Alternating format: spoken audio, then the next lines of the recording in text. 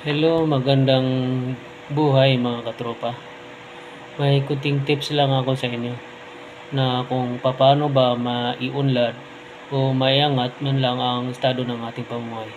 So, umpisa mga katropa, kung may trabaho ka man ngayon o kung ano man ang trabaho mo pinapasukan, samantalahin na natin dahil hindi habang buhay malakas ang katawan at darating ang panahon na manghihina ng katawan natin mga katropa.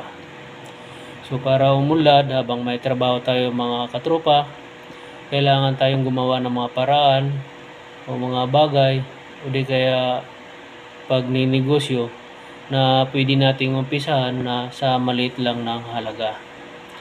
Ang pagninegosyo mga katropa, hindi man kailangan ng sa laki ng kapital. Naniniwala man ako mga katropa na wala sa liit ng halaga na hindi pwedeng lumaki. So, kung ano man ang nais mong pasukan na pagninegosyo katropa, tuloy mo lang yan. Darating na ang panahon na lalago yan. Pero huwag ka muna mag-resign habang hindi pa lumago. Dahil kung nag-resign ka na at maliit pa lang at maraming umaasa sa inyo mga katropa, at kung sakaling nalugi negosyo mo, wala ka pang trabaho, so wala. So, ganun na lang mga katropa. Salamat.